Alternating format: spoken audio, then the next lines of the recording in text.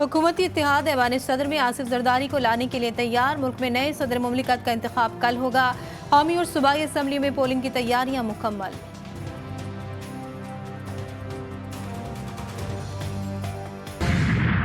अब सबसे मैं वोट मांगने आया और वो भी अपना वालिद के लिए वोट मांगने आया। वो वैसे ही आपका ख्याल रखेगा जैसे वो मेरा ख्याल रखेगा। आपने कहा कि आज आप वोट मांगने आए हैं, अगर आप वोट ना भी मांगने आते तो PMLN इंशाल्लाह इसी तरह आपको वोट देती। बिलावल भुट्टो और मरियम नवाज की मुलाकात में सदारती इलेक्शन के लिए हिकमत अमली तय। वालिद आपका ऐसे ही ख्याल रखेंगे जैसे मेरा रखते हैं। चेयरमैन पीपल्स पार्टी की गुफ्तगू। मरियम नवाज की डॉक्टर आरिफ अलवी का नाम लिए बगैर तनकीद।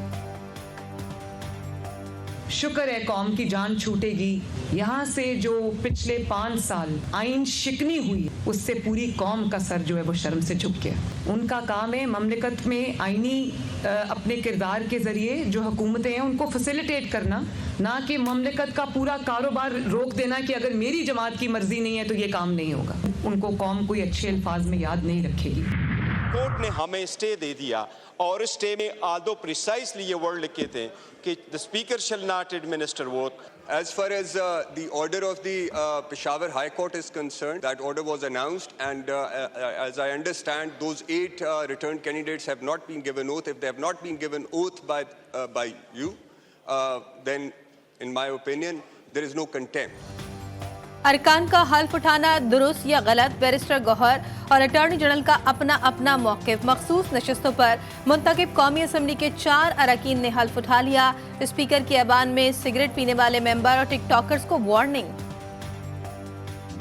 एक मुझे इतला नहीं मिली, दूसरा अगर इतला भी मिलती तो हमने we would have gone by the book. तो इसलिए अब मैं 2-3 चीजें गोश गुजार करना चाह रहा हूँ। एक तो पहली दफा पाकिस्तान की तारीख में एक ऑनरेबल मेंबर ने नेशनल असेंबली फ्लोर पे बैठ के सिगरेट पी है। प्लीज ऐसे ना करें।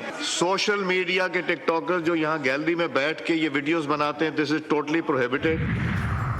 सिंध असेंबली की 3 मखसूस नशिस्तों को फैसला कुन होने की सूरत में सदारती इंतखाबात इलेक्शन में काउंट न करने का हुक्म।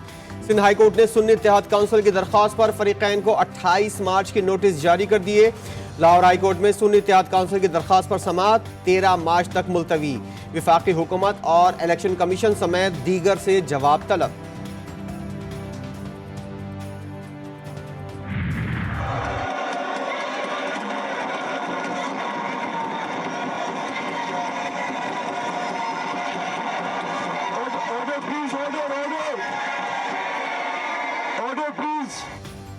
पंजाब असम्बली में मखसूस नशस्तों पर 21 खवातीन और 3 अक़लियती अरकान का हल।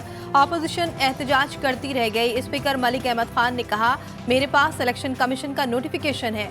राना आफ्ताब बोले, हमारी 45 जनरल सीटें हैं, हमें आईनी हक मिलना चाहिए। लगता है आपको इल्हाम होता है और पहले ही रोलिंग दे देते हैं। स्पीकर बोले, सुन्नी इत्तेहाद काउंसिल की पार्लिमानी पार्टी नहीं, इसलिए अपोजिशन को मखसूस नशस्तें नहीं मिली।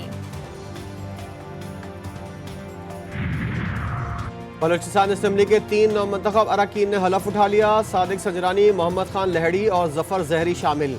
BNP अवामी के सरबराह असद बलोच ने पॉइंट ऑफ ऑर्डर पर कहा कि वो सदारती और सेनेट के ज़िमनी इलेक्शन का बॉयकॉट करें। मैंने सबसे पहले डिमांड किया है कि इमरान खान को रिहा किया जाए, वो सियासी कैदी हैं। जनरल एमनेस्टी देते हैं बलूचिस्तान में, हम जनरल एमनेस्टी देते हैं खैबर पख्तूनख्वा में, हम TTP से जाके बात करते हैं काबुल में, जिन्होंने आपके बच्चों को हलाक किया। तो मेरे ख्याल में we should have a new beginning. Noon league के सेनेटर मुशाहिद हुसैन सैयद का बानी PTI की रिहाई का मुतालबा। कहते हैं वो सियासी कैदी हैं, हमें नया आगाज करना चाहिए। PTI को मखसूस नशिस्तों से महरूम करना चाहिए, वो उनका हक है। मुल्क में कहीं भी लापता अफराद हैं, उनको बाजियाब कराना चाहिए। गजा में इजरायली दरिंदगी जारी। शोहदा की तादाद 30,800 से बढ़ गई। गजा में जंगबंदी की कोशिशों में कोई पेशरफ्त नहीं हो सकी। आलमी यौम ख़वातीन पर गजा की फ़िज़ा 9,000 शहीद फ़लस्तीनी ख़वातीन के लिए सोगवार।